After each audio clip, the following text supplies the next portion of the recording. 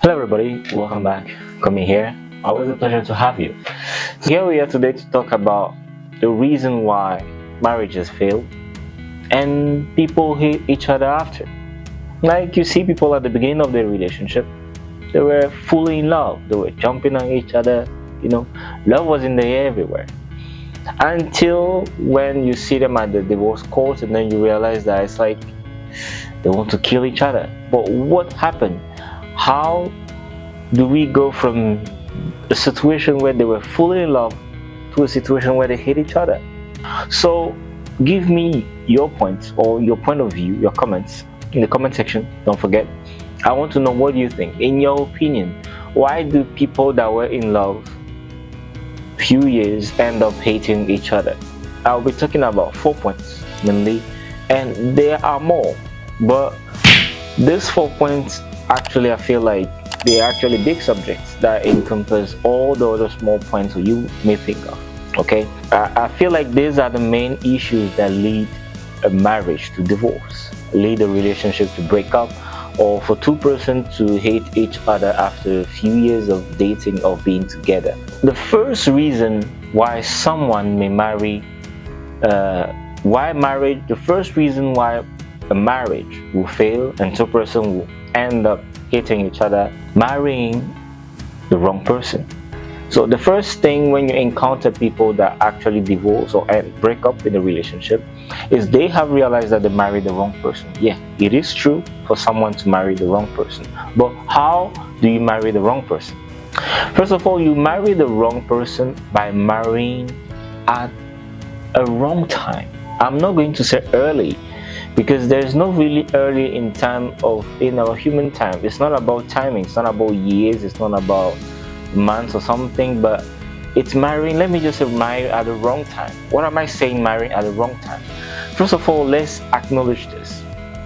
When you are marrying the wrong time in terms of the stages of a relationship, of the stages you're moving with the person you want to marry or the person you just met.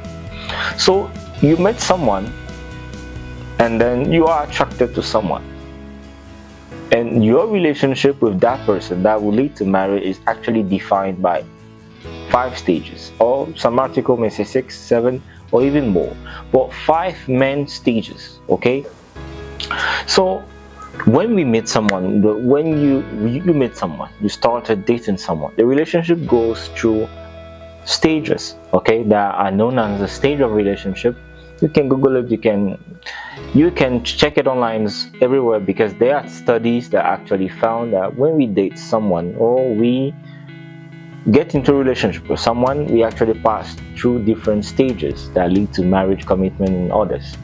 And what I mean by marrying at the wrong time is actually marrying at the first stage, because the first stage is the stage that we call the falling in love, and it's kind of the euphoric love stage, the illusion stage. That stage, scientific or researchers have proven that stage is, our researchers or scientists have actually proven that at that particular stage, our brain or our action, our decision, okay, is actually dictated by a cocktail of hormones, oxytocin, dopamine, and others that are actually guiding our emotions. So at that stage, when you fall in love with someone, you're actually attracted to someone, and then you fall in love with the person, but you are actually not in control. Some hormones have taken, hostage, I can say, have kidnapped your brain, and then they are guiding you in your movement. It's called the illusion stage because of those hormones, you cannot really see clearly the default of the person, or you feel high. It's like being high on something, okay, because that's how those hormones make you feel, and you don't see the flaws of this person.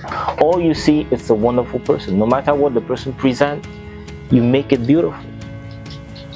That's how it works. And that early stage is actually what we call blind love. When you say, oh, you are blindly in love with someone, that's actually that stage. And then come the second stage, where it's the stage of early attachments, when you find yourself wanting to go on in the relationship. You are actually attached to the person, but at the same time you started feeling the things that are not right. So you come also in a stage of denial and doubt. You ask yourself, oh, see this, it's fine, he will change. Oh, it's okay, she will be all right, she can do it, I can teach her this. Oh, he will be fine. These are the stage where you start seeing the things, you start having arguments on small things, but then because of the love stage, the hormones are going down slowly, but yeah, they are not totally down yet. So if you see something that is kind of a default to you, you still think, okay, it's fine, we can fix it. And then there comes the third stage, okay? That is the disillusion. When the hormones are totally down, now you regain full control of your brain, and then you start seeing things the way they are. And that's where fights arouse. That's where you now take charge of your brain. You refuse things that are not right. You voice over your partner. You guys start fighting. You guys start fighting, arguing, and then it goes all over the places. And research have shown that that's where actually a lot of couples fail. But I'm not going to go in detail about that. You can check it, or I'll make a video about it if you like. Just let me know in the comment section. But here, when you marry in this first stage of falling in love, when you are not really in control of your brain, when you haven't really analyzed the flaws of your partner, you fall into this range of people that realize years later into marriage. Some people, it can even be 1 or 2 years later, they realize that this partner actually have things that I cannot live with. My partner actually have some default that I cannot live with. My partner actually does some things that are no go for me. I cannot stand them. I haven't seen them in the beginning, but then I can't. And then at the end they realize that they are already married, they already passed the step of marriage, which actually comes after the fourth step in the relationship, where you have accepted the flaws of your partner, and then you made a commitment, a personal commitment. You choose to love. That's love by choice, which is the right kind of love you should have in a relationship. Okay, let me not really dive into this. Let's go to the second point, why you can marry the wrong person, which is actually, like I talked about it in my previous video, marrying the person you need versus the person you want, is marrying someone that you want. You marry actually the wrong person, as it is the person you desire or the person you think is okay for you, but actually the person does not fulfill your needs. When the person does not bring anything to you that satisfy your needs as a human, as you in a relationship. And when you marry someone that is not giving you or is not fulfilling your needs, I'm sorry, but at the end of the day, anger will arouse. Okay, emotion will arouse, anger will arouse, and then you start showing it physically, you start showing it emotionally, you start voicing about the things you want. And if your partner picks it the wrong way, that's also end up in argument. At the end of the day, you two will be arguing every single day. You'll be arguing so much that you realize there's nothing else to do than to break up. And that's what happened to a lot of people, because you married someone based on maybe what the person looks like, or based on what the person had shown you, not on the basics of who you are or what you need as a human. I think I've explained more of that in the video about the person you should marry versus the person you want to marry, needs and desires. You can check it, the link is up there. So the second reason why people may be fighting or people end up hating each other after divorce or in a divorce is actually living a lie. So first of all, let's talk about what is a lie. The first biggest lie of relationship is actually not being yourself. You lie not only to the other person but to yourself by presenting a side or a personality trait that is not yours. You maybe just copy what you think is fancy or what the society qualifies as fancy, sexy, or on fashion just to please your partner. Then you have placed the person into the relationship by showing him a different character. But here's the thing, a lie will always come, or the truth will always come to the surface. No matter how long you keep a lie, the truth will always come. That's the nature of things, right? Unless I'm wrong. No, Yeah, that's the nature of thing, and no matter how long you keep it, the truth will come out.